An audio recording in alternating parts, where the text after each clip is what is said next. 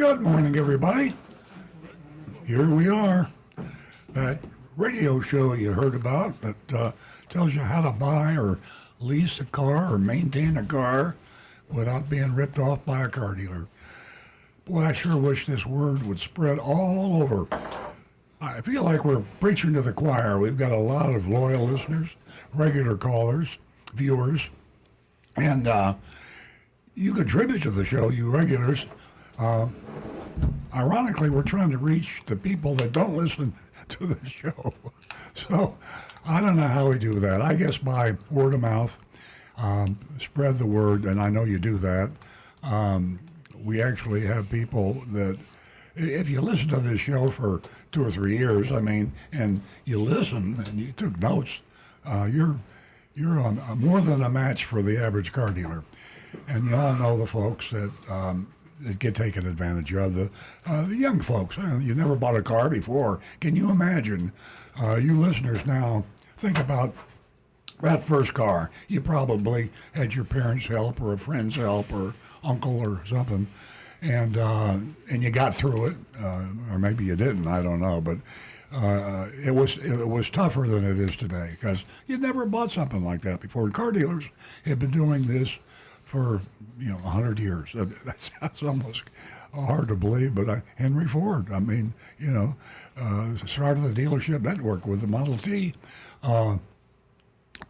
That's the way it's been done. Haggling, horse trading is what they called it back in the day. And that's the way we do it today. Can you imagine going to the Target or Publix or Walmart and haggling over a loaf of bread or a bicycle or anything else that you buy? I know there's haggling in real estate and other areas, and haggling's not all bad. They call it, the sophisticated word is negotiating. So if you want to negotiate, some people are really good at it, some people aren't. Me, ironically, because I am a car dealer, you'd think I'd be the world's best negotiator. I'm not. I like to see a fair price, and I don't like to argue about the price. And I think most people are that way. So it's not that way with cars. We'll give you some shortcuts if you haven't listened to the show before. And we also, again, I should probably change the introduction because we got a guy sitting in here next to me. His name is Rick Kearney. He's a certified diagnostic master technician. Don't worry if you don't know what that means.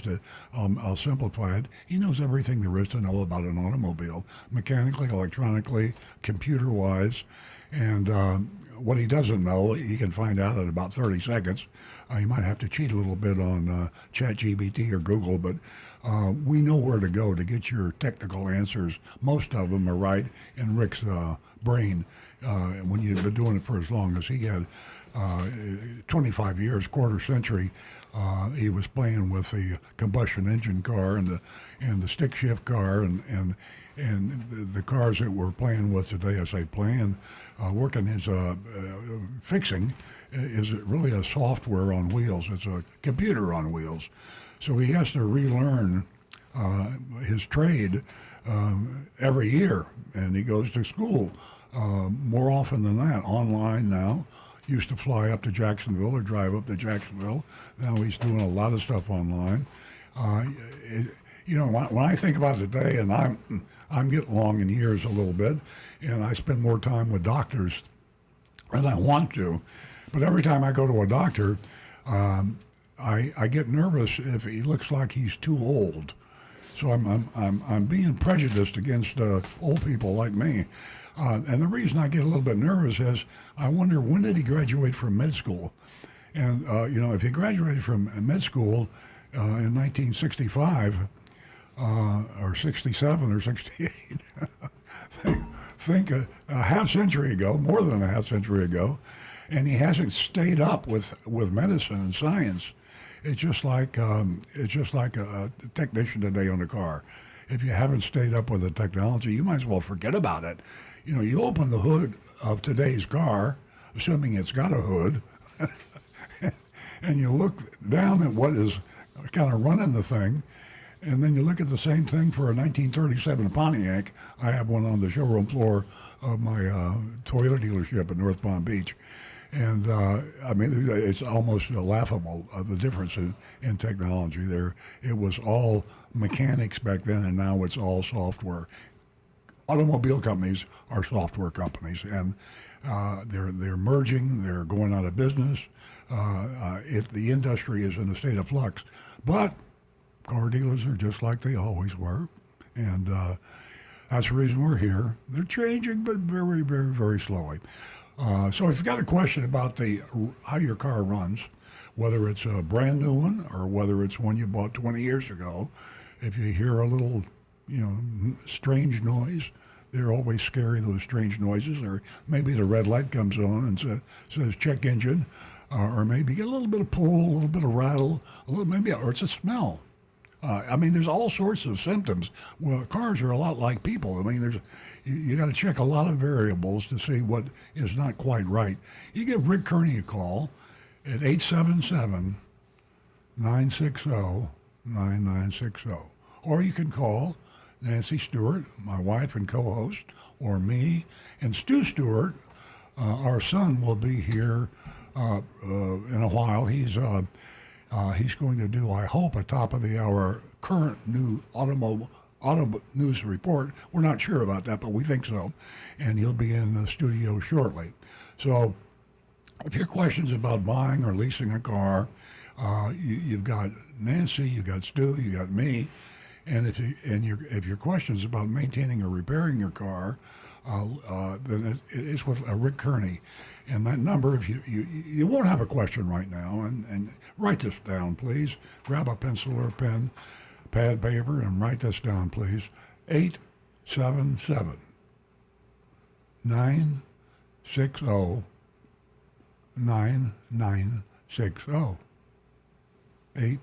877-960-9960. Now, Nancy watches her laptop carefully, and Jeremy in the control room, or Mike, or whoever is in the control room today, will flash the number and name of the caller, and we will drop what we're doing. I mean, if we're yakking back and forth, we will do our best to stop and go right to the callers. The callers are the heart of the show. They have personalities. We have funny callers. We have serious callers. We have interesting callers. We have every description. They're all interesting, and it's hard for you to understand this. Hard for me to understand this, but we learn something new from our callers every week. Well, things are changing so fast in the automobile industry. It's impossible for this team here, Stu, Nancy, Rick, and me, to keep up with what's going on. So we hear new stuff all the time, especially from our YouTube folks. And which raises the subject of streaming, youtube.com/Earl on Cars. youtube.com/Earl on Cars. And of course, facebook.com/Earl on Cars. And if you just want to do the Earl on Cars, we have a blog, www.earloncars.com. earloncars.com. The blog that we do and the website that we have really pretty much answers all the questions that you might have. Now, if that isn't enough, we also have a book. I'm holding it up. If you're streaming, Confessions of a Recovering Car Dealer, and it's available on Amazon for about $20. And 100% of the proceeds that Amazon gives us when you buy one of our books, 100% goes to Big Dog Ranch Rescue. And that's a worthy cause. We're the largest no-kill shelter in the United States, saved the lives of thousands of dogs. A woman by the name of Lori Simmons founded that. She's an amazing person and has devoted her life to dogs and to taking care of them and finding loving homes for them. So you buy a book for $20, Lori gets the money, and then the dogs get the money, and you got a happy doggy. So, and you learn more about buying or leasing or maintaining or repairing a car. So, Confessions of a Recovering Car Dealer, and we're working right now, and we've been working for too long on the redemption of the Recovering Car Dealer, And there's just a lot to do today. I apologize for promising that book years ago, and I'm almost there. Nancy and I are working on it right now. So, redemption of the recovering car dealer. Now, I'm going to turn the microphone over to Nancy Stewart, my co-host. She founded this show with me 20 years ago.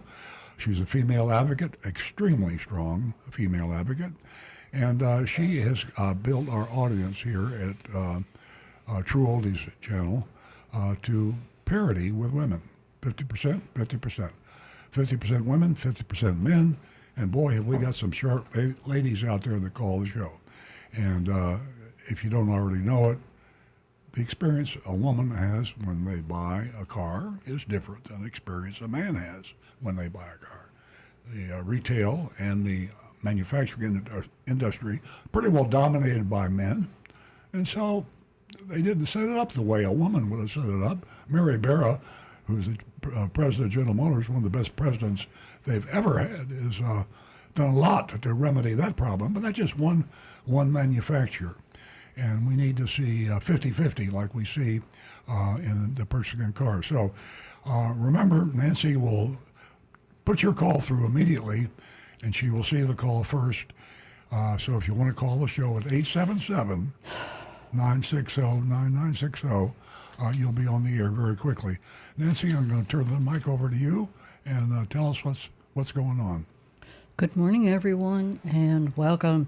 Earl mentioned his book just a short time ago, and Big Dog Ranch.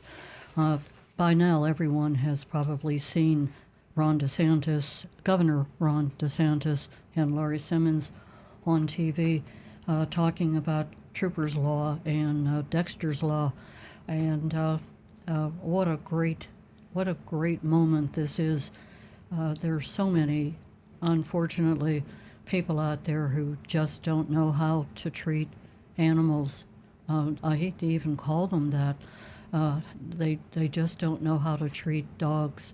And this law is certainly going to change all of that. So I can't say enough about Laurie Simmons. What a great person she is, and what she has done for all of these dogs, saving them all around the world. So my hat is off to Governor DeSantis, Laurie Simmons, and Trooper's Law and Dexter's Law. I'm so happy. I'm speechless. The other thing that we're going to go over is we're going to go over the mystery shopping report from the famous Napelton of North Palm Beach Hyundai, and you want to stay tuned for that. Also, I have $50 for the first 2 new lady callers. Give us a call toll free at 877-960-9960, and you can win yourself $50 this morning for the first 2 new lady callers. And I think that we'll have Linda call us from last week. She talked to Earl about some interesting pictures that she has, and we're going to share those with the audience this morning. And some other good news. Yep, we have some good news. As far as the Gallup annual honesty and ethics poll, auto mechanics and car salespeople receive differing public perceptions, and this is how it goes. Auto mechanics. In the 2024 survey, 33% of Americans rated the honesty and ethical standards of auto mechanics as high to very high. And I want to tell you, if you have a mechanic and he treats you right and you formed a relationship with him, hang on to him, because they are rare. And we are, we're so happy that we have Rick here, and he shares his transparency, his honesty, everything. He's going to tell you exactly like it is, and he's going to answer every one of your questions. In all these years that we've been doing the radio show, I have a handful of questions, not even a handful, that he couldn't answer. So he's on his game, and he's here, and he's ready for you. And like I said, hang on to that mechanic if you do have one and you build a relationship with them. Again, our number here is 877-960-9960. You can also text us at 772-497-6530. Please don't forget your anonymousfeedback.com. Ladies, please, this morning, $50 for the first 2 new lady callers. $50. I know you can use it, and you can say hello, share your experience, whether you leased, whether you bought a used car, new car, maybe you went through service. Share with us this morning your story. Let your voice be heard. 877-960-9960. Text us at 772-497-6530. Again, youranonymousfeedback.com. Now back to the recovering car dealer. I forgot to mention, or I did mention, and I found out that Stu will not be here today. He'll be picking up our granddaughter at the airport, our 20-year-old granddaughter at the airport. So the top of the news will be delayed again, and hopefully we'll have it next week. We might have maybe even some more interesting news next week. The tariff thing hasn't really come out, but automotive news, I subscribe to it online, and I can get up to the date breaking news up until 8 a.m. on Saturday mornings. So we try to keep you on top of things. They're changing so fast in the automobile industry, and every time there's a change, you know, you pick up the newspaper, you go online, you look at the television, and there's a 75% tariff, and then next day you turn down, there's a 25% tariff, and then there's no tariffs, and then and meanwhile you're thinking about buying a car. So we apologize for the top of the news. We're trying to get that current information to you because you could be on your way to pick up your new Honda, and unfortunately, Nancy? And to what you just said, we were talking this morning about or I asked you about the $748, if you can believe it, $748 a month for a new vehicle. And that's without tariffs. Now, what's the average monthly mortgage payment? It's not much higher than that, is it? I mean, that's a lot of money, $748. I think it's a little. I think it's much higher. Yeah, depending on. But I'll confirm that. Yeah, so we suggest that you can hurry a lot of things in life. You can react. Sometimes it's fun to act on emotion, and if you try to figure everything out before you do it, you're a boring person. But exclude automobile purchase from that. I mean, it's the second most important purchase you make, and we ask you to give us a call, and we can help you immeasurably, or read the book Confessions of a Recovering Car Dealer, available on Amazon, and our blog, EarlOnCars.com. See, we archive all of our mystery shopping reports. So we might have an automobile dealer that you're contemplating buying your next car from, mystery shopped.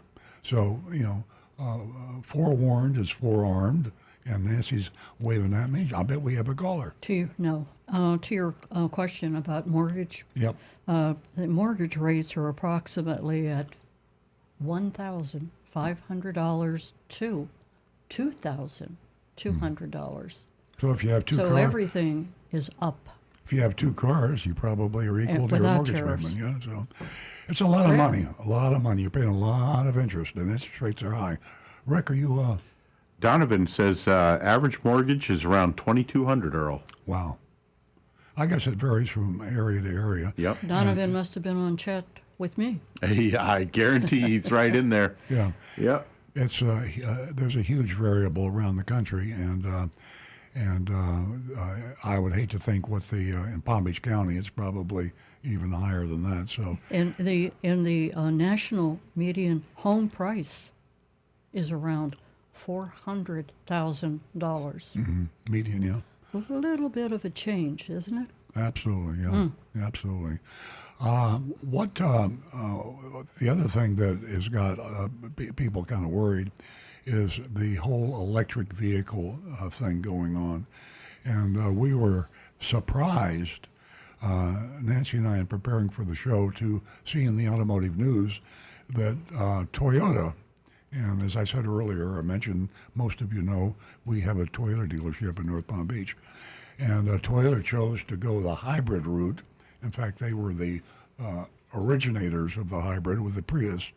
And they built their hybrid stable, pardon the expression, to considerable. And you could get almost any Toyota with a hybrid engine.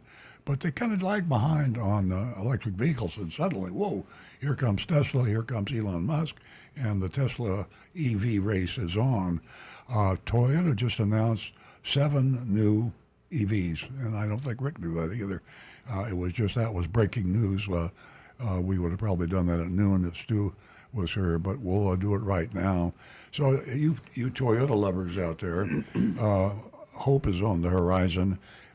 Frankly, as a Toyota dealer, we were all very disappointed that Toyota seemed to be out of the game in EVs. They only had one a total electric vehicle. But we couldn't be too disappointed because Toyota is the biggest, most powerful automobile manufacturer in the world. So, and they sell so many hybrids, it kind of more than makes up for EVs, because EVs are still a very small percentage of the market, somewhere around 10%, I would guess. And used to be 1%. So I mean, it's coming up fast. So that's good news. And EVs, whether you like it or not, it's almost become a political thing now. If someone says they hate electric vehicles, you can almost guess who they vote for.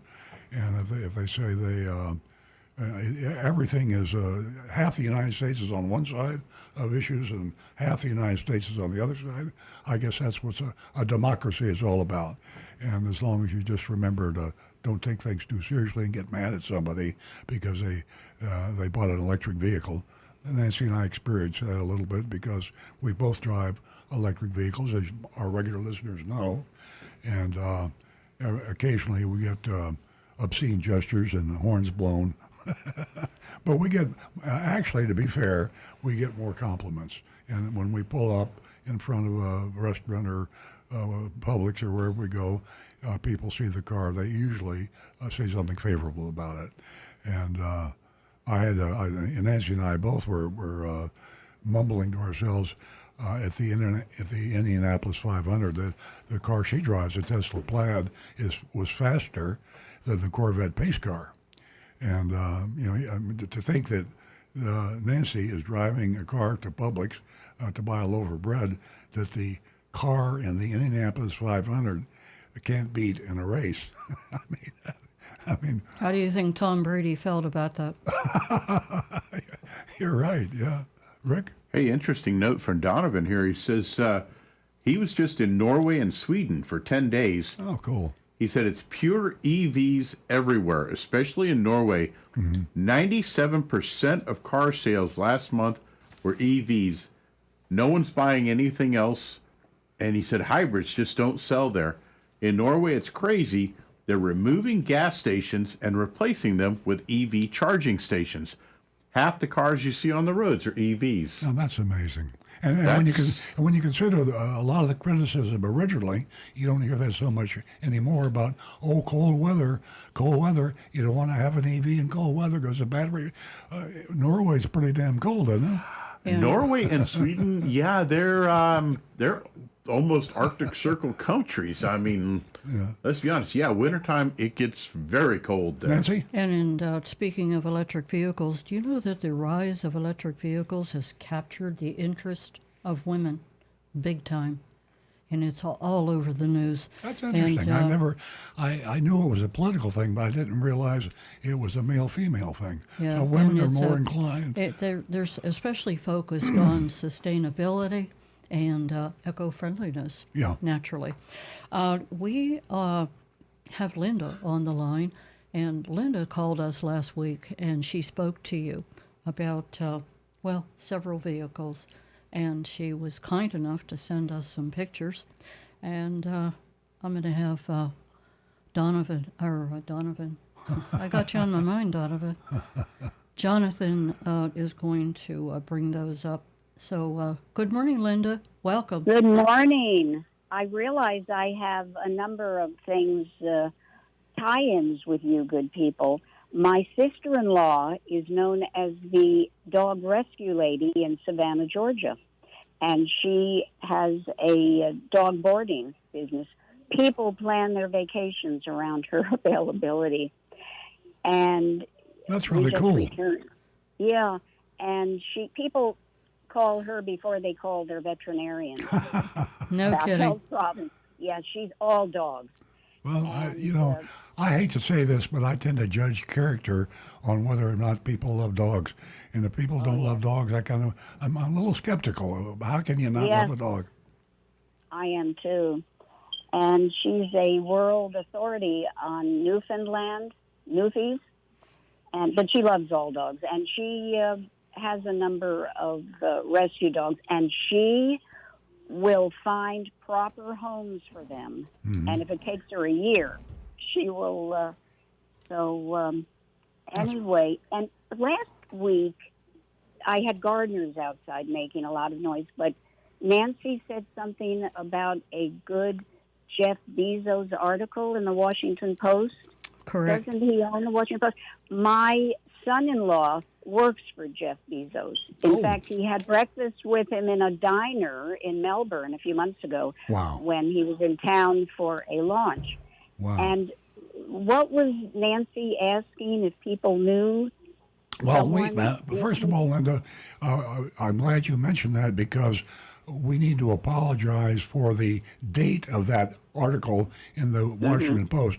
I mistakenly thought it was going to run last Sunday. It's running this coming Sunday, so that would be tomorrow. And I actually didn't make much difference because we tried to buy a copy of the Washington Post, and at least in Palm Beach County, you just can't find one. But yeah, that is going to go a full-page article, and it will be a letter from me personally to Jeff Bezos. And if you say it was your son-in-law? My son-in-law. If he could put in a good word for us, ask Jeff to read that article in the Washington Post. And what we're asking Jeff Bezos is to consider us as the first non-Hyundai dealers to sell on Amazon. Amazon right now, you can buy a new Hyundai, and the Hyundai is sold at a good, fair price, totally transparent, through Amazon, guaranteed by Amazon, and with all the security and feelings of I'm not going to get taken advantage of with Amazon. And they're opening that up to other car dealers, and we'd like to be on the list, Jeff Bezos' list, if you considered Earl Stewart as a dealer. We asked him in the Washington Post because he owns the paper, and I figured he might be reading the paper on Sunday. So tomorrow, Sunday, will be that letter, and if your grandson could remind Jeff to take a look at it, we'd be eternally grateful. I will do that tomorrow. Yeah, we'd be eternally grateful.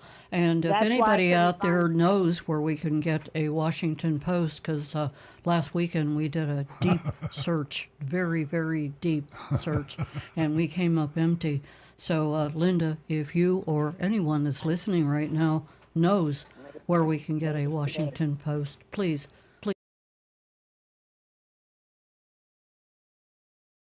More than one. But back to Linda, and the reason we connected last week was Linda was a first-time female caller, number one, and also she shared with us owning a Duesenberg, and really got Earl's interest and mine, and she was kind enough to send a lot of pictures. And Earl just loves the Duesenberg. No, between 1928 and 1937, that was the only car that a wealthy, affluent if you weren't anybody unless you were driving a Duesenberg during that era, and it was just made Cadillac and Mercedes and BMW look like a pickup truck. It was the car of cars back in that time. And It was a Linda, doozy. I got to say something before you say anything. My goodness, you knew a lot of people, or you know a lot of people. If my memory serves me right, there were pictures of, you sent me of you and Trump, you and Marlo Maples, Alan Alda, just to mention a few. And I'm wondering, did you live in Florida or Hollywood? I lived in Were you Los in Hollywood? Angeles. Los Angeles for 10 years. Oh, you were in Los Angeles. Okay. Yes, yes, That explains it. You were running with the movers and shakers. yes, yes. It was a wonderful decade. And I'm certainly enjoying, I prefer the humidity here in Florida to that dry air and the Santa Ana winds in California. I agree. Now, your dealership is in Jupiter? Yeah, we're in North Palm Beach, which is just adjacent to Jupiter. We're on US 1 in North Palm Beach. I see. My late husband and I used to drive up to Jupiter at least once a week. Yeah, we live There were there a couple now. of Yeah. restaurants, and we went on an extraordinary voyage with the owner of the Maltz Jupiter Theater. Oh, yeah. In 93, we sailed on the QE2 to London and returned on the Concorde. Wow. How delightful was that? You can't get And we any more high class than that. That is a. No, wonderful memories and pictures. I'll try to I'll locate say. them. And we stayed at it was called the Jupiter Hilton at that time. Yeah. Every year for the Turtle Lane egg watching, Yeah. every August. It used to be the Burt Reynolds Theater, I think, and then they changed Yes, it. we went there, and the Maltz Jupiter Theater had some wonderful musical shows that we never missed. Wonderful. And so, it was nothing to drive up to Jupiter in those days. Now. We're not too far from the Jupiter Hilton or the Burt Reynolds Theater, but viewing the turtles, what an experience that is and was for us. We Are we got going to see the pictures? a lot of great memories. Jonathan is going to he's going to pull those up. That Duesenberg, you got to we see this first picture. viewed our If turtle. you folks streaming. Yeah. Nesting season was in Juneau Beach, where Earl and I lived for about 21 years. And it is just the last, I'd say, 18 years that we've been living in Jupiter. They have a wonderful sanctuary for different. They help bring back to good health many different water. It's right near the FPL, Florida Power and Light corporate offices. Yes. And they all of the who come in who are injured from motor accidents and Are you speaking of the Marine Life Center? Yes. In I Juneau. am. Yeah, Earl and I spent quite a lot of time there in our younger days. But Jonathan's going to, as I said, pull up those pictures, and we're gonna take a look at them. How about the Villanova president? And I also met the previous president, Reverend Dobbins, who never looked at me, never spoke to me. He was there when Pope Leo attended Villanova. Did you get that picture of me? Is that right? Yeah, with Reverend Donahoe, who is the current. I didn't recognize him on the news. He's about 3 times the weight he is in the picture with me. But my nickname is the Reader, so I know I will enjoy the Consumer Reports. Oh, thank you. I will be receiving. It certainly is an asset, that's for sure, to everyone, including us. Jonathan, I can't tell, is the Duesenberg up? We've been putting it up. Okay, very good. Okay, Linda, thank you for your time. Thank you. And Love your show. spread the word here.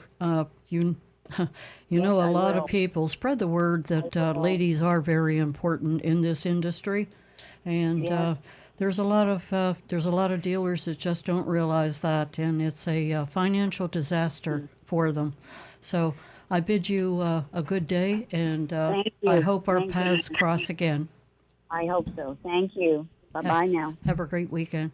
Our number here is 877-960-9960, or you can text us at 772-497-6530. And don't forget youranonymousfeedback.com. And as I said earlier, I'd love to hear from anyone about the Washington Post, because Earl and I were really, counting on, getting our hands on the Washington Post and giving it out to some of our friends. This is an exciting time. Would you like to read the letter? Just read it on the air. An open letter to Jeff Bezos. Dear Jeff, I applaud Amazon's bold entry into the retail auto market. Selling new cars online through Amazon is not just a disruptive idea. It is necessary evolution that puts the customer's needs, namely transparency and convenience, first. We are honored to be part of your upcoming used and certified pre-owned vehicle program this summer.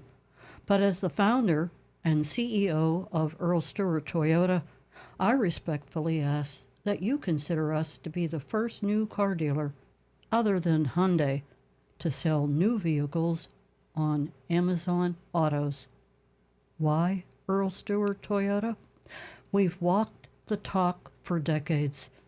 My dealership has published our lowest out-the-door prices online for nearly 20 years. No games, haggling, junk fees, addendum labels, or dealer-installed accessories. We answer to our customers, literally.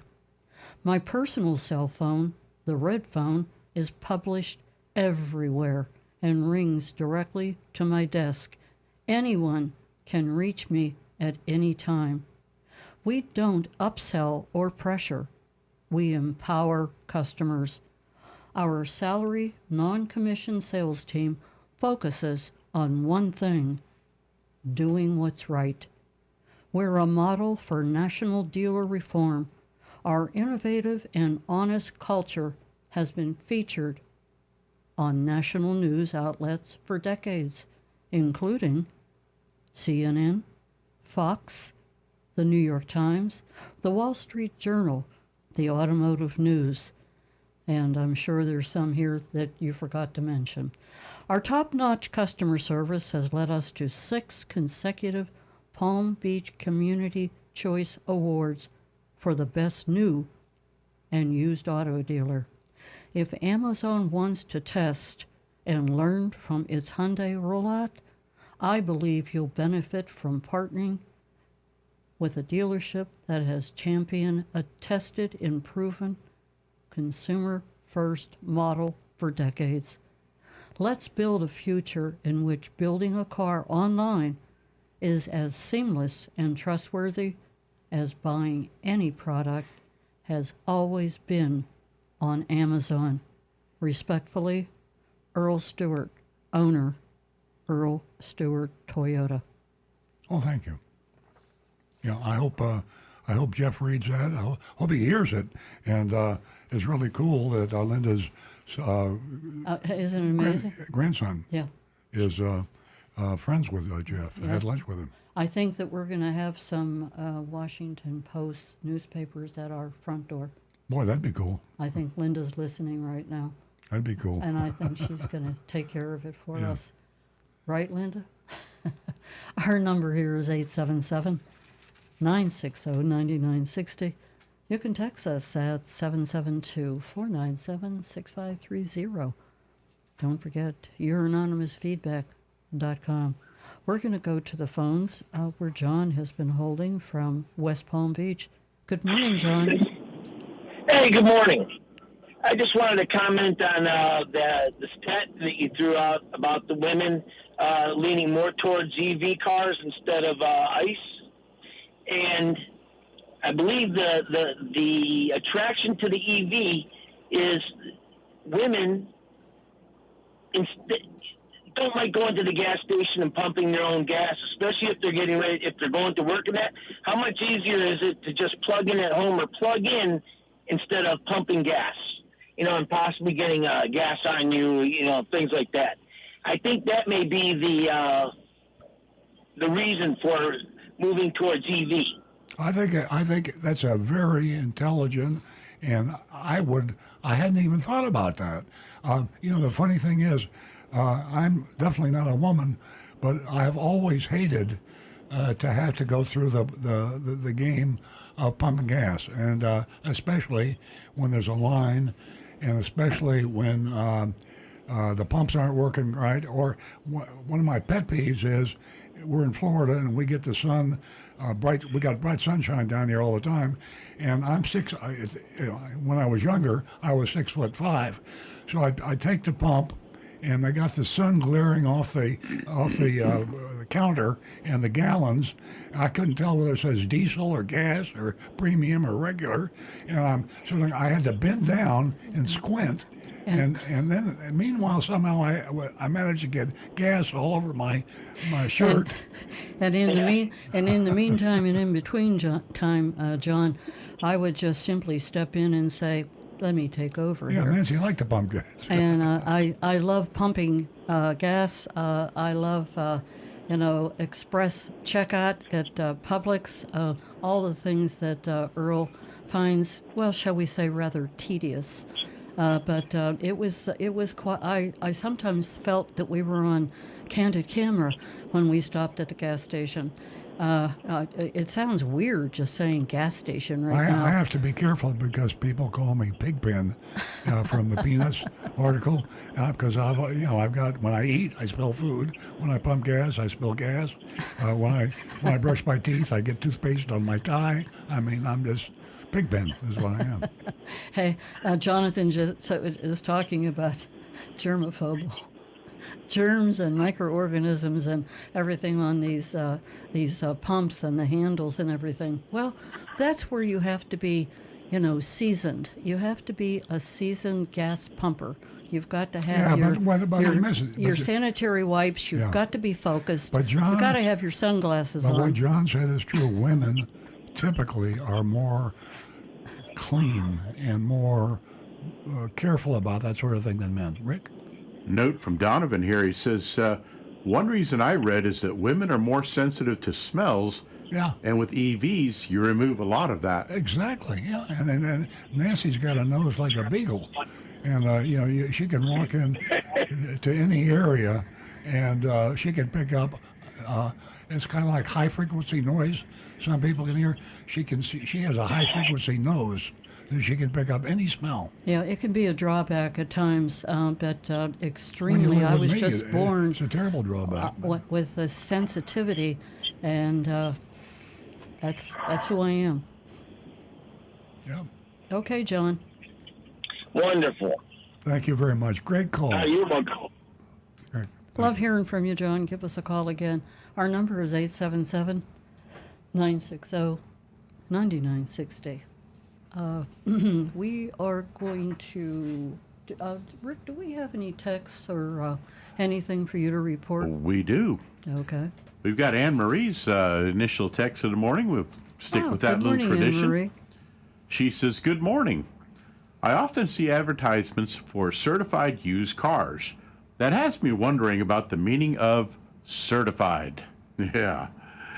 Number one, is certified just a bit of puffery, a type of weasel word that really doesn't mean much?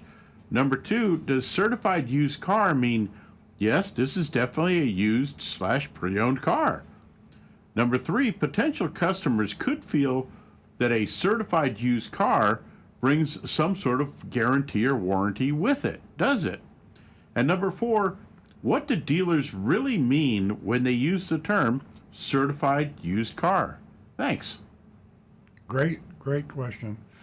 You are a very insightful woman, Anne Marie, and I know you know that because everyone says the same thing. Yeah. Certified is one of the famous words that advertisers use. There's certain words that, like as much as, up to, weasel words, I call them. And the words that have ambiguous meanings, but the public, for some reason, has chosen to take the positive meaning. Certified sounds strong, like American or inspected. I mean, we have words that give us a feeling of confidence.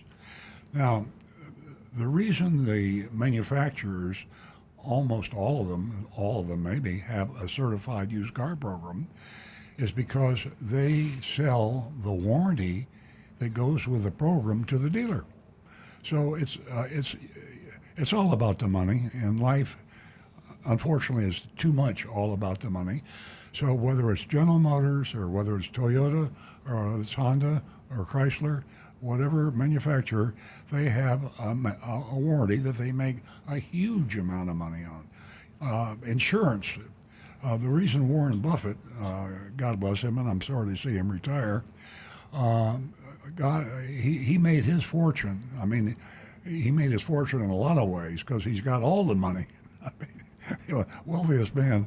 They say that that Musk and Bezos are the richest men in the world. Warren Buffett is truly the richest man in the world because he gives away so much money. In fact, Bill Gates is also one of those, but Bill Gates and Warren Buffett give the money away just about as fast as they make it. So I'd much rather be known as the sixth richest man who gives away half his money than the richest man that doesn't give away money. So, but I'm just saying that certified is insurance, is what it is. It's an insurance company that made Warren Buffett all his money, and it doesn't mean diddly. And it depends. A certified car is what the manufacturer says it should be, how it should be inspected and repaired and maintained, but it's only as good as the dealer that does what you tell him to do. So my advice to all you people out there, when you see certified used car, go to the dealer, find the used car you want to buy, ask to see the certification, see what is certified on there. Say you want to see the inspection sheet. And if they can't show the inspection sheet, they probably haven't done the certification because the technician has to sign it and check each box they've done. Then I'd still take the car to my own mechanic to see if the inspections have been done the way they were supposed to be. Then you've got yourself a certified car that was properly inspected. Now here's Earl's inside trick, and Nancy's waving at me, so I got to shut up. I was just saying that a certified, it can be a slippery slope. Yeah. And just like everything else, you better do your homework because these cars are priced higher than a used car that isn't certified, and you don't even know if it's certified. So do your homework. Here's a way to beat the game. Here's a way to beat the dealer and the manufacturer at their own certified game. Go in, look at the car, get the certification papers, get the signature of the technician, verify that the work was done that he says was done, and then say, okay, I want you to sell me another car where the work hasn't been done, but I want you to do the work on the car and I don't want the warranty. In other words, you say, I don't want the warranty, but I just want the inspection. Because you're buying an insurance policy that's not worth all that money. They overcharge you for the certification. So you can have the benefit of a car that was carefully checked and don't buy the warranty and come out $1,000 ahead of the game. So that's Earl's tip and trick in buying a certified used car. And Anne-Marie, thanks very much for a great question. Great question, Anne-Marie. Thank you as usual. Have a great weekend. Rick? That's got us caught up on our text messages. Let's see. According to Donovan, he says, one quick note here. The new 26 Toyota CHR EV is actually very interesting if they get it priced right. That's one of the new ones that we do have coming out that I know of. And for those that aren't aware, the CHR is kind of a small SUV, a little smaller than the RAV4. And Toyota has made an electric version of it. Should be an interesting car, and supposedly is going to be priced right around 30 to 35,000. Yeah. Which makes it a lot more reasonable than a lot of the cars on the road. Boy, that's Well, for as, sure. as I said at the beginning of the show, Toyota finally saw the light on the electric vehicle, and they now have 7 more electric vehicles planned, and the one you just described, Rick, is the first. People are still buying mainly hybrids, so Toyota is ahead of the game, and I shouldn't have underestimated. I've underestimated them a couple of times, and they're always a lot smarter than I am. So, hey, here's an interesting twist on Toyota, something no other manufacturer does. Now, as you know, Toyota sells cars all over the world, and they are the largest manufacturer and the most profitable manufacturer. They now have the CEO of each country, the chief executive officer for selling Toyotas in Afghanistan, in France, in Norway, in the United States. All these CEOs, they get together twice a week, and they have a meeting. And there's no reports and there's no manuscript. It is I guess a giant conference call. And picture this, a worldwide BS call where you could just talk back and forth. Hey, how are things going in Norway? How's this model doing there? Oh, you have this model. We have this in the United States. And how about Venezuela? Can you imagine? It's so simple that even you and I can feel the change. That means that the head guy for Toyota in every country in the world has got a pretty good idea of the good ideas, the bad ideas, the problems, the challenges of the whole globe. And anyone that says we're not a global economy now isn't on top of things. And earlier you mentioned the top news things. I got to bring this one out because this one just cracked me up a bit. Just north of us a little bit is a town called Stewart, Florida. And there's a little restaurant there that it's a diner type place. Been there for many, many years, called Harry and the Natives. Yeah. We're very familiar with it. Somebody broke into Harry and the Natives apparently last night to plug in and charge their Tesla. Apparently, I'm guessing funny, Teslas but have the ability still to plug into a 110 outlet. But apparently, somebody broke into a little hole-in-the-wall diner restaurant in Stewart, Florida, Do you to think that plug there in and was charge their Tesla. Do you We think must have there had a was webcam. alcohol involved? I think there was something involved that probably shouldn't have been involved. But yeah, folks, this world we live in is just slightly off the rocker. I mean, I love stories like this, and especially when they're automobile related. But give us a call. Tell us what are some of the craziest stories you have seen that have to do with cars. Just some of the weirdest little things. I mean, imagine now we've got self-driving cars and self-driving Teslas and other models coming with that full ability. I got a question for you, Rick.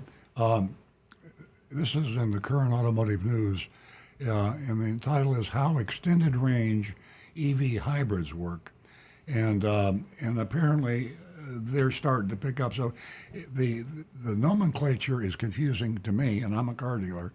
And a hybrid and EV and EV, a hybrid is an EV, but an EV is, and they have the nicknames. What is? Can you here it is in case I caught you off guard. An extended range hybrid, as I understand it, has what people like is they have the regular transmission instead of the non-transmission on a total EV. So it gives you the capacity for the battery range on top of the combustion engine range and the gasoline. To me, it's not too exciting. It's kind of like what are we going to do until we get EV that has everything we want it to have, kind of a transition. But have you seen any of those or worked on them? Actually, technically, yes, because Toyota hybrids, traditionally, the original Prius design, the gasoline engine never actually had a physical connection to the wheels. The gasoline engine was only a generator to create electricity that would drive the car. And so what they're describing here is basically it's an EV that has a gasoline engine still in it, but it's only there just to help charge the system when it's needed. And Why do they use the normal transmission? well, you have to understand that electric vehicles, for the most part, don't have a transmission. That's why I asked. Yeah, you've got electric motors. Yeah. But if you want to have that gasoline added in, some cars say you want to have multiple gears. Yeah. I mean, one of the things that Toyota did that I find myself asking why, when they built a car with a CVT, a continuously variable transmission. In other words, you step on the accelerator, the car takes off, and you don't get any of that shifting motion, that jerking when it shifts gears. Well, apparently they went through study groups, and people didn't like the idea that the car didn't have a shift point. So Toyota actually programmed the car to simulate Yeah, I remember shifting that. I remember gears. that. Yeah. Let me give this number. Let me give this number out here, because I guess we don't have any callers. We have a caller. We're going to go straight to the phones, and we're going to talk to Sydney. Sydney's calling us from Ocala. Good morning, Sydney. Morning. Welcome. I have a question for Wade. All right. What is your question? I've been calling about this car for a couple times before, for the Toyota Hyundai 2013. Well, now I have a problem with that car. It doesn't, when you press your foot on the gas, it doesn't accelerate.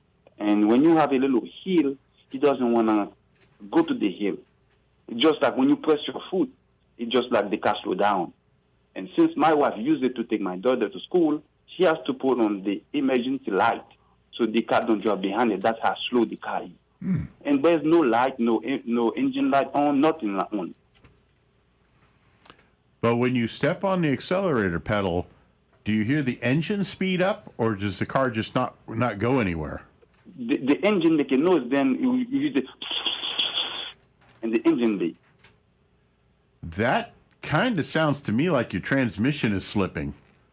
I would get that in and get checked out by an auto mechanic, a good qualified mechanic, because if you step on the gas and the engine accelerates, but the car doesn't really go anywhere, that sounds like your transmission is slipping. And that's something that can break down very soon and just completely stop. Yeah, because my wife's scared of driving it. That's why I don't drive it. I let her drive it because my daughter don't go to school too far.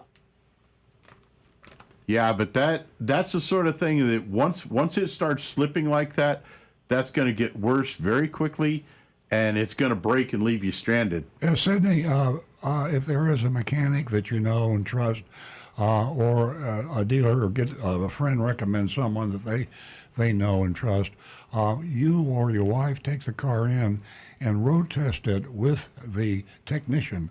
Not the person that might be in the service drive to sell you service, but the technician that would be working on the car, and then you or your wife drive the car and experience that the lack of power that you get when you accelerate. He can feel it, and that will be one of the best ways it can be diagnosed. If you describe it verbally and just give him the car without a test drive, you're liable to get a misdiagnosis, and there'll be a diagnostic charge that you wouldn't want to have to pay. But that's I would feel the same way if my child would be driven to school in a car that wasn't accelerating, and especially when you have to put the brake light on so the car behind you doesn't hit you in the back.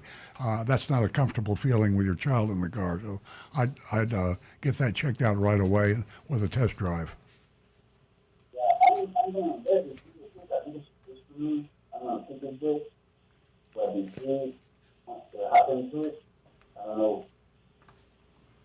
I'm sorry, we're having a hard time hearing you. Yeah, I have a Toyota dealership close to me. I'm going to take it there this week to see what they told me, what's wrong with it. Good. Okay. That's great. Oui. Call us back. Call us back and let us know how it worked out, will you? Call us back next Saturday. Yeah, I will. Thank you. Yeah, I have another question.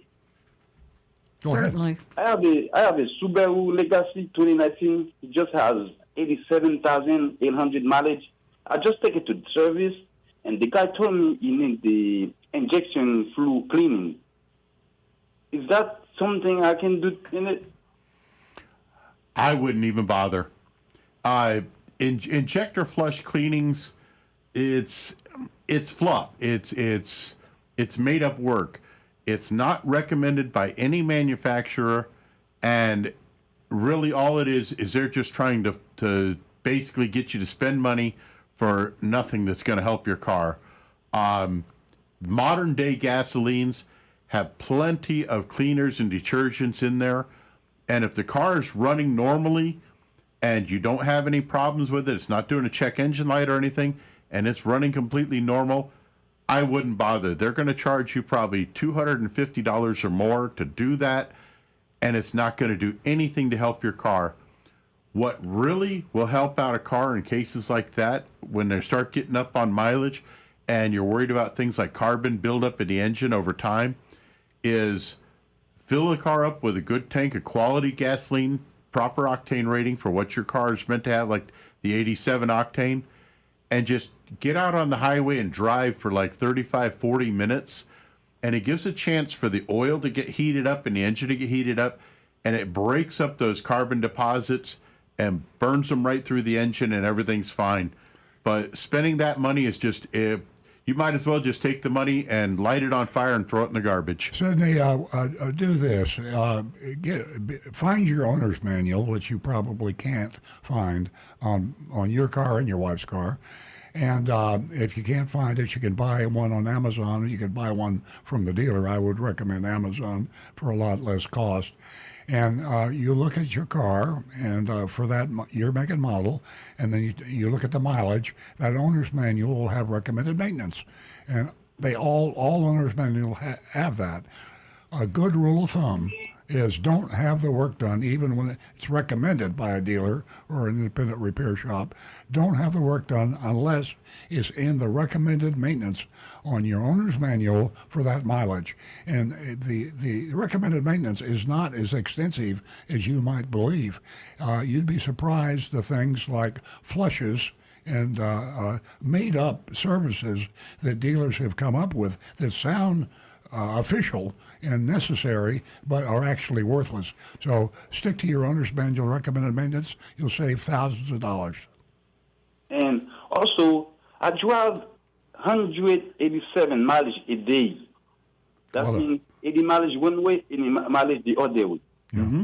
So I think that's good enough to clean the system. Oh, So yes. What's wrong? I put 97 or 91 in it.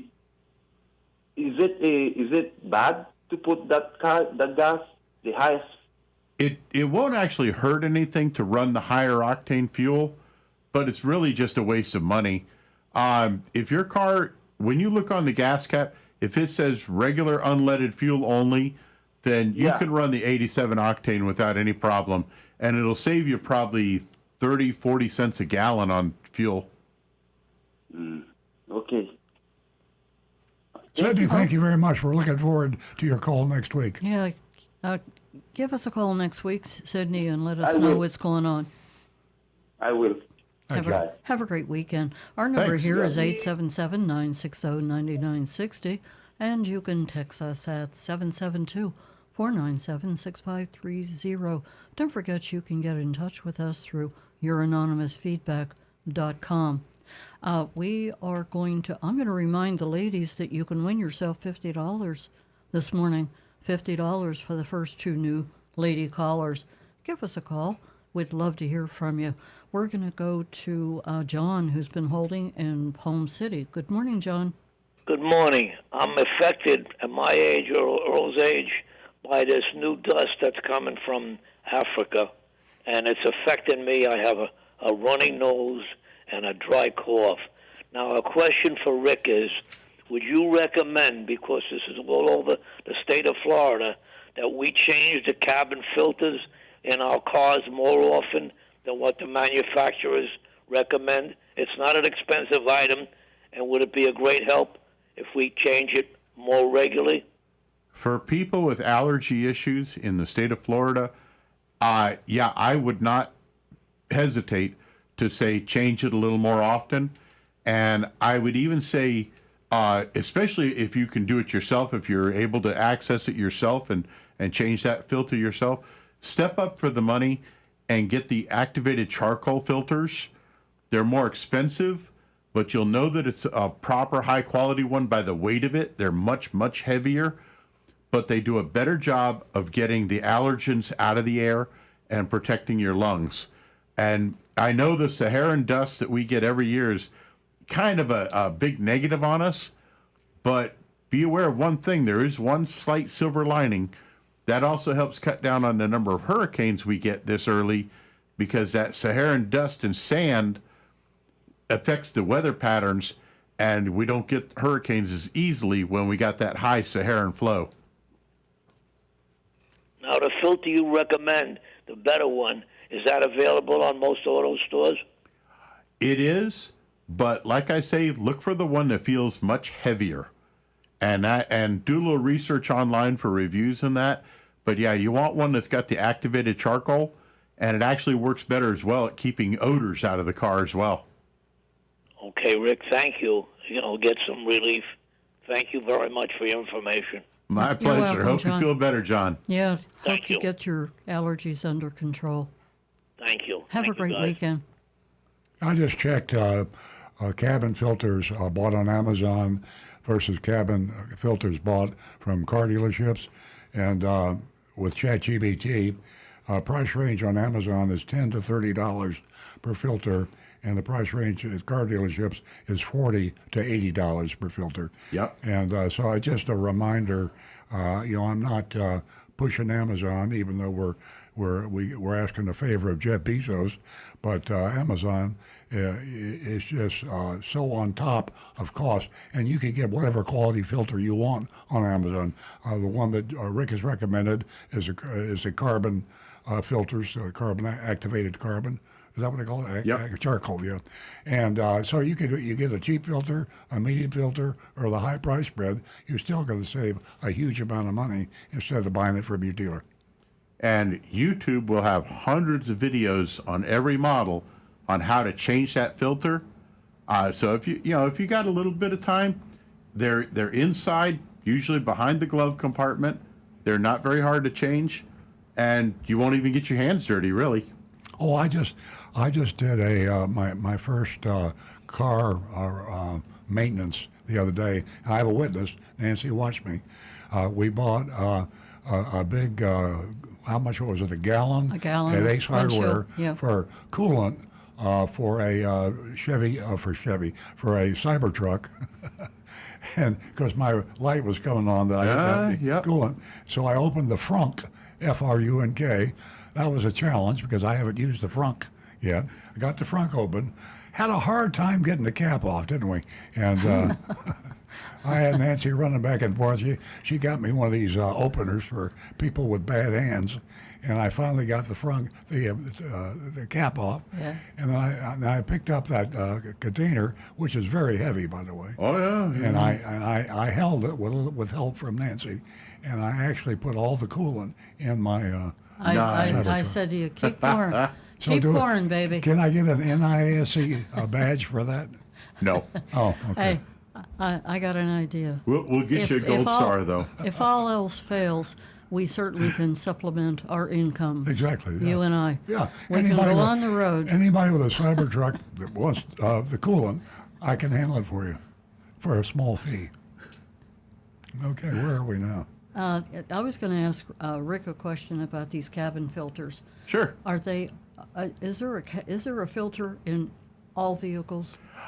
I would say almost every new car on the road nowadays Almost has cabin Okay. filters. Yeah, I can't speak for 100% certain, but I would bet most all of them Yeah. have Go got to your cabin owner's filters. And like I say, they're not difficult to change. Most of them require pulling the glove box, just accessing behind the glove box, and get your pliers out. You know, get You your may not even get need your tools. screwdriver out. You know, be prepared. A lot of cars, you don't even need a single tool.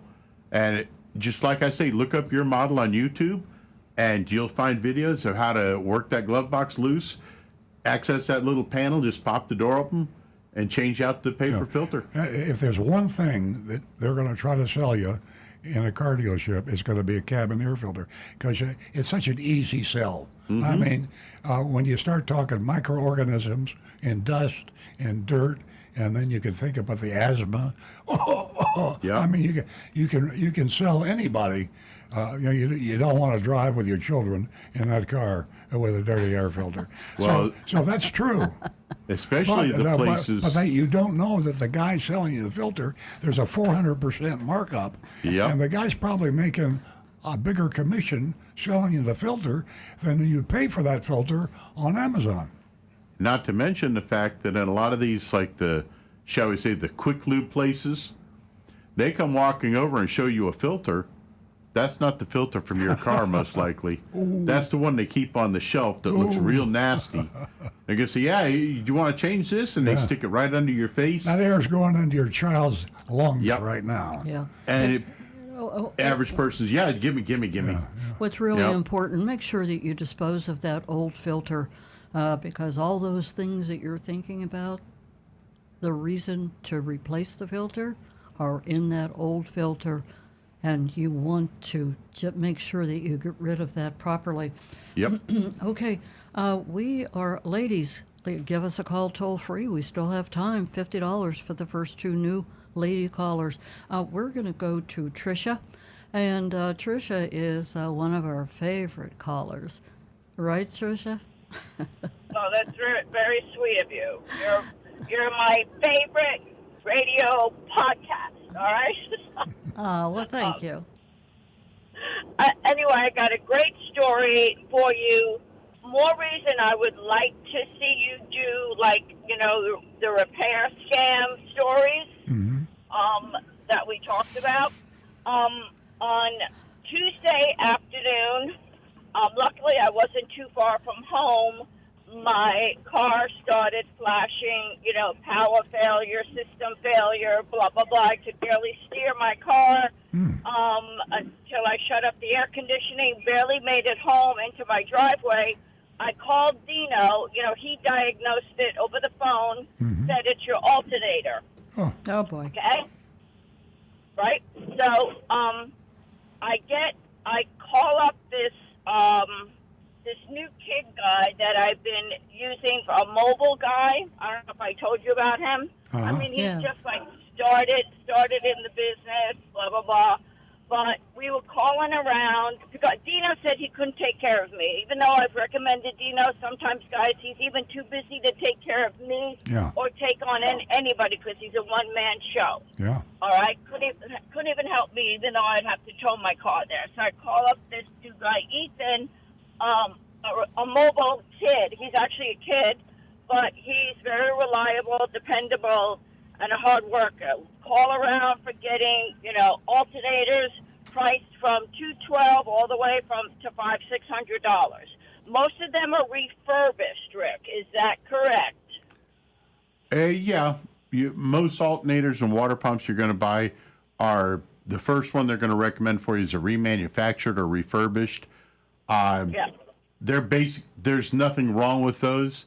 They reuse only the hard parts, the metal pieces that are basically recycled. All the moving parts are brand new, and there shouldn't be any problems with them.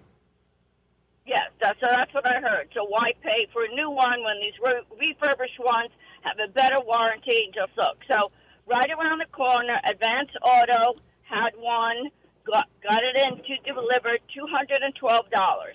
The kid picked it up after work. He comes to my house, spends 3.5 hours putting in that because you got to get a drive belt with it, right? Rick, I'm learning all this stuff. You got to put in a drive belt to get it in. First time doing it, takes off the front end, very small area to work in, gets it in really good, follows the YouTube videos like you just, heard about, that you just talked about. Unfortunately, we didn't know this at the time, but the alternator was bad. So my system kept flashing, system charging when I took it out Thursday morning. Now, this kid who's still kind of wet behind the ears said, oh no, let it run for about 30 minutes. That's the connection between the battery and the alternator. Mm-hmm. Well, you know that's not true, Rick, because I found out later, once you put in a new alternator, the system should not say charging. It should be fine, right? From what I learned and checked around. Well, it's going to depend on the state of charge of the battery. If the battery got run low, it may need a little time to recharge that battery. Okay. Well, we fully recharged my old battery. Okay. It didn't work because the battery is 4 years old. So recharging that one, it really didn't help because the amperage was bad. So here in my car, I'm running around an hour and a half riding with the car, system charging. Obviously, I was running on total battery, Rick, because the alternator was a bad alternator. Didn't know it at the time, all right?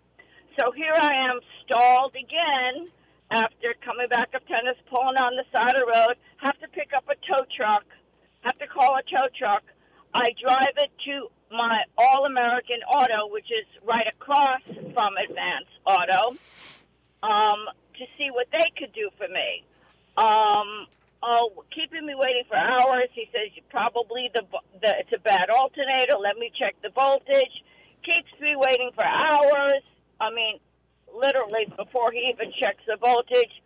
Gives me a quote of $980. Wow. He says, based on your problem, I think you need a new alternator, not a refurbished one. Yeah. Now, let me back up and say, originally he gave me a quote of $525. I was just curious to see he would quote as opposed to Ethan, my young mobile guy. I would have to pay for the alternator, $212. A new battery is $200.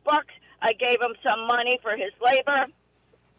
So I wanted to see the comparison between this shop, which I've done work before and I've trusted before. So I went with Ethan doing it in my driveway. Now, I got upset at first because I said, this is what happens when you work with amateurs. It wasn't Ethan's fault. It was a bad alternator. He actually did a really good job from what I heard from other people looking at it, putting in the alternator and the drive belt. And, of course, I had to get a new battery. Okay, so here are my choices. Get a new alternator again from Advance Auto. Of course, they're not going to charge me. Or go with a brand new one at All-American at $980. So how would you go? All right, and I gave the kid some more money. So this is the story of a shop that I've done business with for years, going from $525 to $980. And by the way, it did not include a drive belt because I already had a new drive belt put in by Ethan. So I get, you know the story I'm going to go with. I'm going to get a new alternator, right? I'm going to get another refurbished one, OE Plus, the original one that came with the car. Picked it up after work, came last night, only took him an hour as opposed to 3.5 hours. He even bought a voltage meter to check the voltage of the new alternator. It was all good. I'm learning that a bad one is only 10.5 volts. A new one should be like 13.5 to 15.5. He checked all that. It checked out. The system started up. No power charging, anything like that. I'm running perfect today. Well, unfortunately, even a brand new part sometimes is bad right out of the box. I mean, that's something that I've run into. Even the best companies, sometimes they get a bad one. But just the difference. Very rare, right? It is rare, but the difference on remanufactured, a refurbished part versus a brand new one really there's no difference on them because the electronics are supposed to be replaced out and be brand new. That's why even that refurbished one has a guarantee on it. So if it doesn't work, Yeah, and you have to be careful between used and refurbished. You can also buy used, which Right. is really a roll of the dice. Right, and those that's won't what I have a was just going to guarantee on them. ask. You know, we're talking new alternator, we're talking used alternator, we're talking refurbished alternator. So you Big have to refurbished, really be and- careful. These are refurbished, and the same guy at Advanced Auto who is helping me out a lot, Rick. He said the same thing. These refurbished ones are just as good as new ones, and blah blah blah. Why pay the money? They got a better warranty, and he's saying the same thing. So he got me another one. Okay. The next day, Ethan, the young mobile guy, put it in, and like I said, my car's running perfectly today. Now with the voltage correct. Great. Yeah. But my point is, I want to point out how the repair scams, how they take advantage, which I don't like. Sure. And this guy I've done business with for years, and this is what I get. Yeah, that's a shame. It's anytime you're selling a product that your average customer doesn't understand, there is that danger. I mean, let's face it, a smooth talking, really nice technician can make a lot of money because you trust them and because you don't understand the product. I mean, when you buy a loaf of bread or you buy a steak, you understand pretty much what a good steak is and what a good loaf of bread is. But when you got an alternator, we just discussed here, who would have thought? There's 3 different kinds of alternators: used, rebuild, new. What's the difference? The average person doesn't know. Yeah, it's essential to weigh out the risks and the benefits, you know, based on your budget, the vehicle, everything. And you mentioned a steak. I'm ready for one. Hey, Trish, you've worked up an appetite with me right now. So I'm going to bid you farewell and give us a call next week and take us down memory lane and how things turned out. Well, hopefully I won't have any horror stories like that. Well, they're good radio. They're expensive for you, but they're good radio for us. Have a great weekend, Tricia. Exactly. Glad I could help you out. Thank you. Thank you. Go on. Okay, we're going to go Have to a really good problem for next week. Hey, Rick, you got a steak on the grill here? A steak on A the grill. steak on the grill. Oh, I did that last week. Get with it. I'm starting to get goofy. Okay, ladies and gentlemen, we're going to go to our next caller, and that is going to be Roadrunner Steve. Me, me.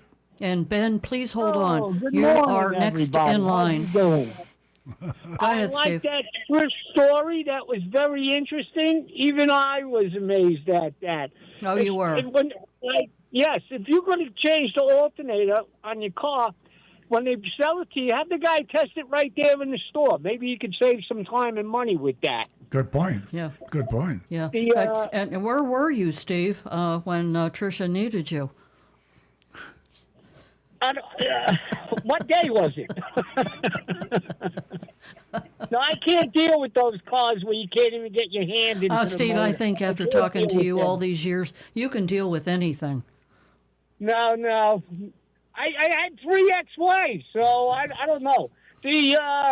What I wanted to bring up was my Nissan Frontier 2016 with 25,000 miles on it. I had an oil change done, and the guy recommended brake fluid change because it's usually like you're supposed to do that after 10,000 miles. Is that true?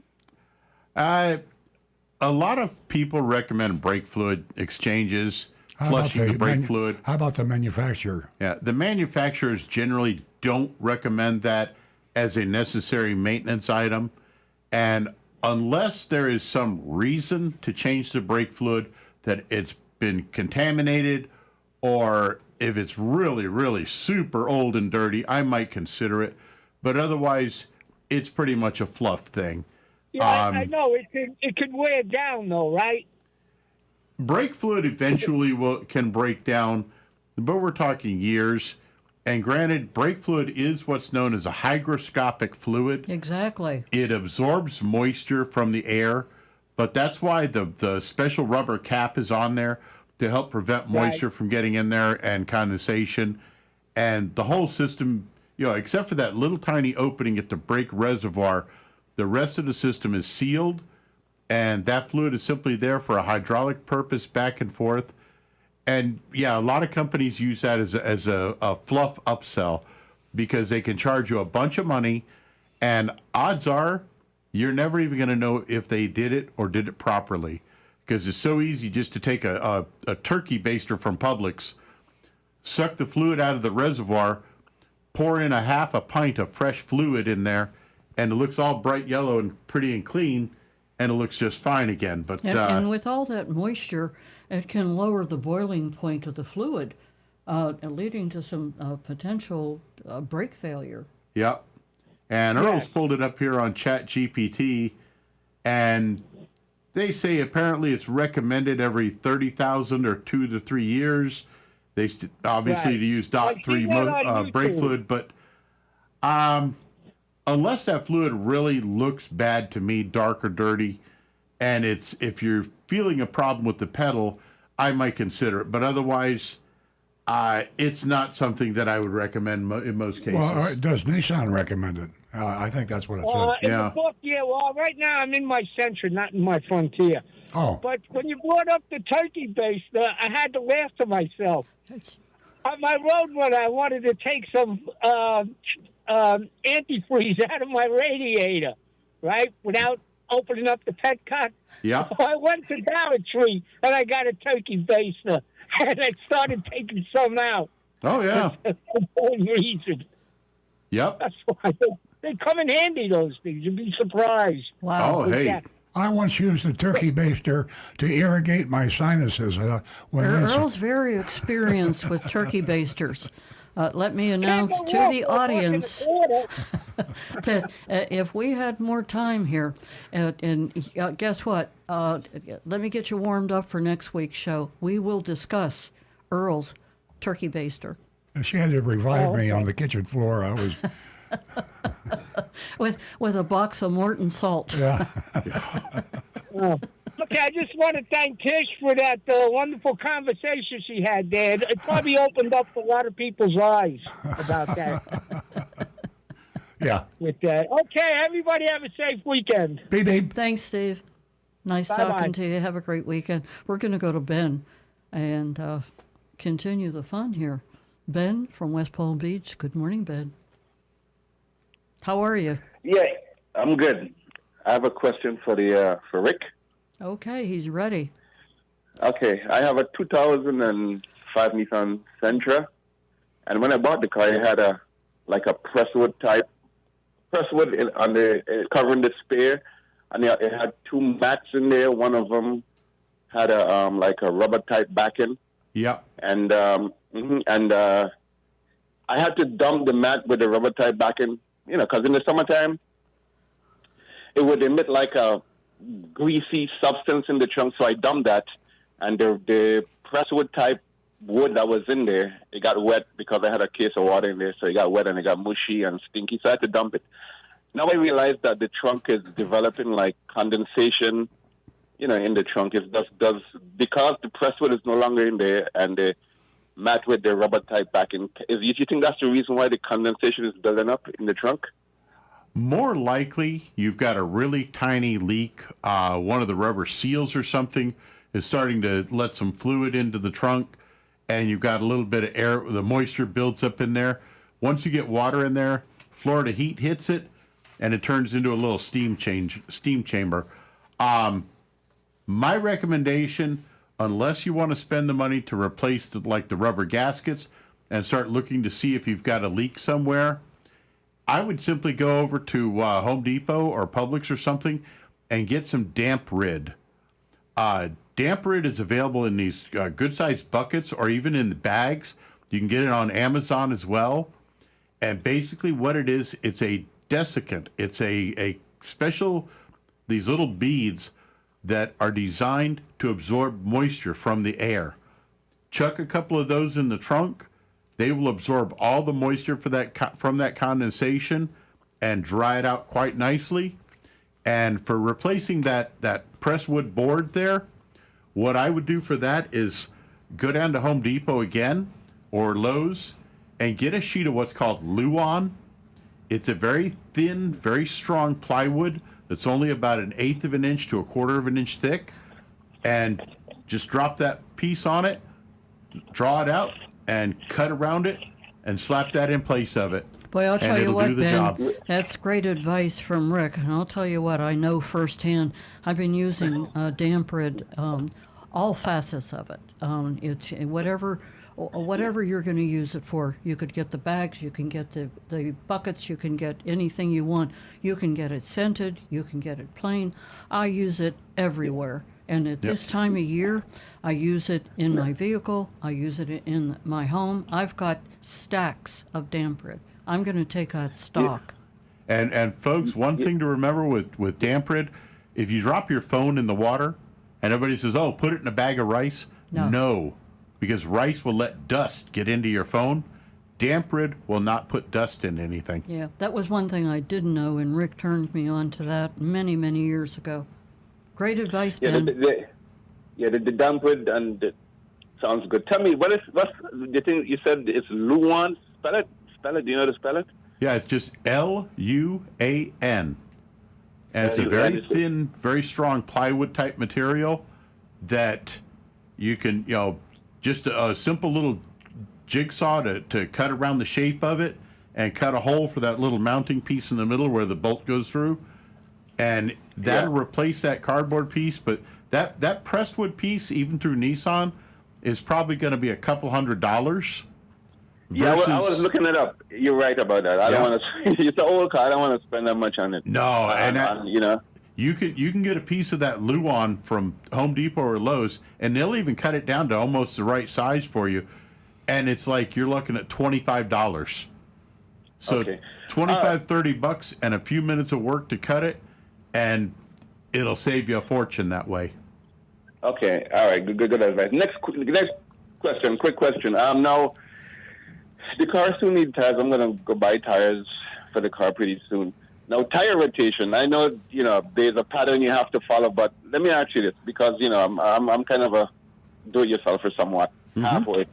Now, tire rotation. Do you actually have to follow that pattern that's in the owner's manual, or a good way to rotate your tires is like you just do it in a way that the tire goes to the next side of the vehicle and it turns 180 degrees. Is that a good idea? Actually, I think that's the best way to do it. Well, not quite, because here's the problem. Most manufacturers say the front tires should go to the back and the back tires straight to the front. And the reason for this is when radial tires, modern steel-belted radial tires, which are everywhere, it's pretty much all you can get. If you put them on the other side of the car, reverse the direction of the tire, it can create what's called a radial tire pull. So as you're driving down the road, all of a sudden your car is going to drift to the right or the left, usually the right, because of the road crown. And that's because those tires are not perfectly cylindrical, and there's variations to the shape of them. So what we usually do is if I get a customer who comes in and says, hey, my car is pulling to one side or the other, the very first thing I do is I swap the front tires and drive it and see if that corrects it. And 9 times out of 10, swapping those tires left to right on the front of the car will make that car go perfectly straight again. So yeah, when you rotate them, I always recommend front to the rear and rear to the front, and that's it. Okay, I mean, if that's the way, that's the way one is manual sells it, and I think that's the modern way. But yeah, it's okay. I mean, my thinking, and I respect your advice, but I think the tire should actually turn 180 degrees and start traveling. That's just me. But I respect your advice, though. More power to you, Ben. Just be aware, if you do get that pull, swap those front tires, and odds are that'll take care of it. Right. Ben, it's been a pleasure. Good luck, and give us a call next week. Okay, take care. Goodbye. Have a great weekend. Earl, do you have anything from your anonymous feedback that you could share with us? I myself don't have. Let me check here. While Earl's checking on that, I want to let everyone know that you can vote on the Mystery Shopper Report. And the Mystery Shopper Report comes to you from none other than the famous Napelton North Palm Hyundai. And you can use our text number at 772-497-6530. Jot that down so that you can vote because your vote really matters. We want to hear from you and know how you feel about any and all of the Mystery Shopper Reports. I got an anonymous feedback, but it's too long. So let's. Oh, is it? Okay. Yeah, let's do the. I promise to read it next week. My you fault. want to do the Mystery Shopping? Yeah, let's do the Okay. mystery. Yeah, I see by the clock, and Jonathan has given me the signal. Again, Napelton North Palm Hyundai. Earl, take it away. Well, for you regulars, Napleton's North Palm Beach Hyundai is the Wild Wild West. It's close to the studio here. We're very close to probably one of the most infamous car dealerships in the world. And Napleton is one of the most infamous dealers in the world. I mean, the manufacturers are suing Napleton, Naples suing the manufacturers. The Federal Trade Commission is placid and inactive as they are. They actually have fined Napleton. I mean, you really got to be bad for the Attorney General or the Federal Trade Commission to come after you because dealers have immunity against prosecution. And I don't know where they got that, who they worked the deal out with. But Napleton's so bad that they still go after them. And here we are with a mystery shopping report with, I could say, Satan himself. Yeah, and Napleton, North Palm Beach, Hyundai, and we'll. They're invincible. Yeah, and I hate to prejudice a report, but I mean, when your name prejudices you, you got a problem. And that's what we have.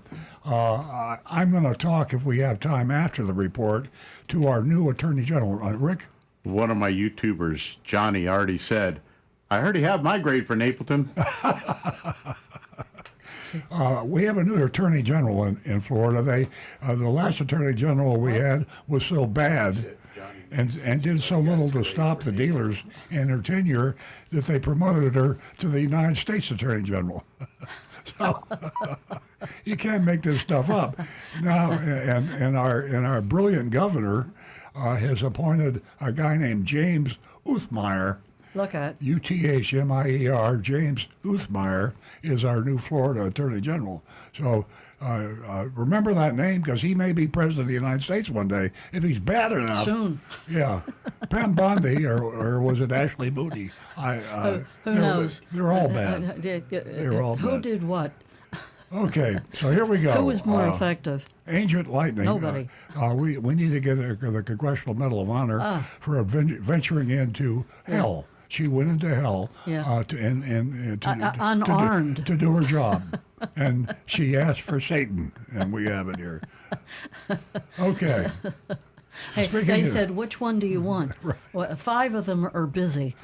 I arrived, not speaking as if I were actual Agent Lightning, a lady. I arrived mid-afternoon, walked around the lot for about 5 minutes before hitting inside. I was immediately greeted by a younger guy sitting at the customer service counter.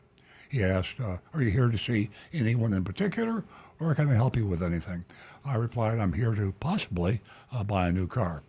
He said he'd have someone assist me, paged over the intercom, and for someone to come into the front where I was. I walked around the showroom floor, checking out all the cars inside. After a while, I went back to him and asked if anyone was coming. He said, let me try paging someone for you again. All this time, the salesman had been sitting at his desk on his phone, and lo and behold, that ended up being the person who finally came over to me. 11 minutes later, he entered himself as Sean. I told him I was interested in the gray 2025 Sonata Limited Hybrid. I had their listing for one with an MSRP of $39,525 and advertised price of $38,525. So the MSRP, manufacturer suggested retail, was $1,000 above the advertised price, so they had a $1,000 discount in the advertised price. And James Uthmeyer, AG for Florida, when you advertise a price, the law says you got to sell it for that price. If you don't know that, maybe you can listen to our show and we can help you. So that's for new Attorney General James Uthmeyer. So back to my role as Agent Lightning, I said, I'm the salesman now. I said, are you set on a hybrid? I replied, yes, I really like this one in particular. Why? Is it not available? He said, no, it is. I was just asking to be sure. Sean then asked, are you planning to pay cash, finance, or lease? Boy, that's basics. That's the basics and fundamentals. He's got a page in his manual of how to screw the customer entitled Cash. And then the next chapter is how to screw the customer if they finance. And then the last, lease, how to really screw the customer if they lease. So I answered cash, which is a good answer. Harder to be taken advantage of and deceived if you pay cash, but we all can't pay cash, can we? Sometimes we have to borrow the money or lease. As we sat at his desk, a coworker came over and handed him a new license plate. He thanks the coworker, then turned to me and said, I'll be right back. I need to go put this plate on for a customer. I asked, is it going to be very long? He said, no, just a few minutes. 3 minutes later, that was short. I returned. I asked, did you just sell a car? Sean smiled big and said, I'm about to make it too. Then pointed at me and said, now I'm going to sell you a car too. So he's very happy. Sean was very happy. He told me he'd be back shortly with some numbers. About 5 minutes later, he returned with Andre, his sales manager, and a price sheet. Sales manager's name is Andre. The top line on this particular vehicle was MSRP of $39,525, and there wasn't a discount. Okay, now remember what my advertised price was, $1,000 less than MSRP. So that's the law, and I hope Uthmeyer is listening. They added an $899 dealer service fee. $899 dealer service fee, a.k.a. junk fee. Then they added a $129 e-tag file. That's another junk fee. But wait, there's more. A $149 private tag agency fee, another junk fee. And here we go again, $199 documentation fee. Wait, there's still more. A $217.50 for doc stamps. Now, doc stamps, there are no doc stamps, and not only is this a junk fee, it's a lie. Because I've already told the salesman I'm not going to finance, I'm paying cash. Documentation stamps only apply on a loan, and the loan only is given by not the dealer, but the lender, the bank, and the money doesn't go to the dealer. So it's a double whammy lie that they called it doc stamps. But if you add it all together, all the junk fees, $1,593.50. Okay, and remember what I said, Uthmeyer, you heard what the advertised price was. The law says, Florida law says, you got to sell the car for the advertised price. So we're so far above the advertised price now, I forgot what it was. But it's way, thousands of dollars. Okay. My price was now $41,118. And as I said to Uthmeyer, the advertised price was... $38,595. Thank you, Rick. $38,595. I said, when you plan on buying today, tomorrow? He says, well, I love this classic. These aren't the numbers these aren't my best numbers. Is this the only car you're looking at? I said, depends on the price you show me. Andre says, where do you want to be on the pricing? I said, realistically, I like to be at or below MSRP out the door. He smiled and said, listen to this, particularly you YouTubers who will really appreciate this. He smiled and said, this is a salesman, I wish all our customers were as transparent as you. You really get to the point. Now, here is the most untransparent human being on the planet, a Napelton Hyundai salesman, complimenting the customer, who is our mystery shopper, on being transparent. So you swear we made this, we didn't make it up. This really happened. That's the reason we have never been sued, knock on wood. But if they sue, I hope they sue us. I'd love to have a jury trial on TV of me being sued by Napelton Hyundai. That would be worth the price of admission, wouldn't it? Okay. While Andre was gone, Sean and I chatted. He was really sweet. He said, your daughter is a lucky girl. This would be an amazing first car. He mentioned they might still have a 2024 model on the lot. So we looked at it, looked it up online. I saw that it had a price reduction of over $3,500 and made a note to ask Andre when he came back. That was the manager. And the manager returned. I asked him about the 2024. He said, if it's still available, I can be a bit more aggressive with pricing. Sean suggested checking to see if it was actually available. Andre left to work up some numbers on it. A few minutes later, they both returned. Sean said, it's no longer available, according to Manny. I don't know who Manny is. Andre added, if you're open to looking at another 2024, I could definitely be more aggressive on those than on the 2025, which is true. I thanked them both and went to leave. Andre said, tomorrow is the end of the month, and we're trying to move cars. Oh, yeah, got to move them. Move them or lose them. After tomorrow, the numbers may change. I said, I understand that, and left. So there you have it. And James Uthmeyer, Florida Attorney General, I sure hope that you are listening. And I hope you can do a better job keeping the dealers straight in Florida than your two predecessors, or for that matter, all the way back to Bob Butterworth. Bob Butterworth was the Attorney General when the show first started, and none of the Attorney Generals did the job. Now we got to vote, and we vote on a scale. We vote on. We don't have an absolute voting system, not A, B, C, D. It's on the curve, and you know what the curve is when you're in school. If you're average, no matter how many questions you answer right or wrong, as long as you're average, that's a C. Unfortunately, the average car dealer is a bandit, and therefore we have to factor in that. So when you give an A, it really doesn't make any sense. And an F,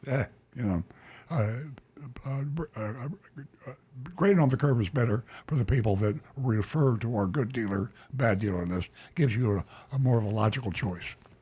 Okay. Well, we've got Jonathan in Palm Coast says, I'll cut to the chase. Too many junk fees. Dealership is not selling at the advertised price. Unacceptable. Automatic F. Bob in Maryland says, unfortunately, Napleton North Palm Beach gets good Google reviews. Yeah, you can buy those. Thankfully, you show the real situation. That is sad, you know. Yeah. The salesperson said he was about to make 2 sales. I'm about to make it 2 Fs for Napleton, as I've given them an F before. Anne Marie says F doesn't cover all the illegal behavior in this case. They deserve a Q in order to quarantine them from the buying public. Oh my gosh. Quarantine. She wants them quarantined. That sounds like a great idea. Negan 1 says F. Surprised they didn't put tariff as a junk fee. Tim Gilliland says, I guess there's something to be said for consistency. F. Tom Steckel, Napleton defines an F grade. They should add a Napleton fee of $666, revealing their true identity. Compare Central Florida Hyundai, no dealer fees or add-ons. Donovan Lewis, F for fees. Johnny Z. Fradley, even with all those nonsense fees, they've gotten a little better, so I'll give them an F+. Nate Miller, things are always guaranteed to disappoint. The Pittsburgh Steelers, under head coach Mike Tomlin, your local weather forecast accuracy, and a mystery shopping report from Napelton, F-. T. Cash says F, the same old runaround. And Brian Sedlatko, F for false advertisement. Myself, here we got a couple others. Roadrunner Steve says Z-. And Frank from Jupiter Farms says, I only heard it was Napelton and knew it was going to be an F. The review justified the F. Myself, I'm going to say I'm not going to go all the way to the D or the F level. I'm going to say a D. Just because they kind of were above board with all the junk fees. They just said, hey, here they are. This is what we're charging. And you're giving yeah, them a so D. I say a D. I say if you go in there and you really beat them half to death with it, reasonable price, but it is Napelton, so look out when you get in the box. Yeah, exactly. Okay, I have a question for you. The Attorney General that you mentioned, is he active right now as Attorney General? He was appointed by Or Governor is- DeSantis, and he probably hasn't got completely moved in and acclimated yet. But So Ashley Moody is still... no, she's running the country now. She's a top law enforcement officer in the United States. I heard that. I'm questioning ChatGPT. Or was that Pam Bondi? I'm getting confused. I'm questioning ChatGPT because I'm getting different answers here. So, but at any rate, back to Napelton. My goodness, I got to say they're consistent. You know, got to give them that. They're very consistent. Jack the Ripper, he was consistent. Pardon me? Jack the Ripper was consistent. This is true. This is very true. There's a crowd waiting for Rick out in the parking lot. They're going to rough him up. I just got a text about his grade. Uh-oh. Don't worry, I'll protect you. I'm going to give them an F. You know, I'm going to give him an F too. And Rick just accidentally let me know something. I knew that you could fudge Google reviews. And I always caution people. I had no idea. Now, I just pulled up the Google review. I didn't believe you're a YouTuber. So I pulled up the Google review for Napleton's North Lake. Oh, I'm sorry. This is just as bad. I'm looking at the wrong one. Napleton's North Lake Kia with a 4.6 Google review. So I put it in wrong. Pull up North Lake Hyundai and see what their Google review is. But it is, here's alert to all listeners. Our research will be done for next week, but I am so disappointed to hear that Google is dropping the ball in policing their reviews. It used to be not perfect, but the most reliable review. And if Napleton North Lake Kia and Napleton anything has got a high Google review, almost 5 stars, then Google is dropping the ball. So absolutely. That's disappointing. I'm coming apart at the seams. Yeah. It's like Costco or Consumer Report or one of the people that I used to rely on is not doing the job. Yeah. Napleton's North Palm Hyundai. Yeah. 3,678 Google reviews, 4.5 stars. BS. Yeah. BS.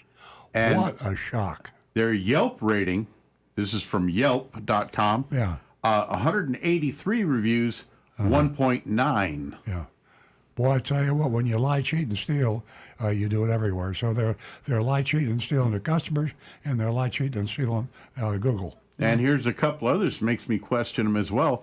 Cars.com reviews Napleton's North Palm Hyundai as 4.8 with 1,626 reviews. Wow. And Kelly Blue Book with 3,677 reviews says 4.6 stars. Oh, please. Okay, you saw the shopping report. Lies. Yep. I'll tell you what. Absolutely. Unbelievable. Hey, here's some breaking news about Toyota.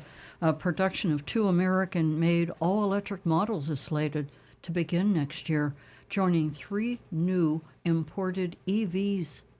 Isn't this exciting for Toyota? Sure is. It's an amazing time. Folks, thanks for joining us this morning. We had a great time, and we enjoyed your company. Have a wonderful weekend. We'll be right back here next week at the same time, 8 a.m. on Saturday morning. Have a fabulous weekend.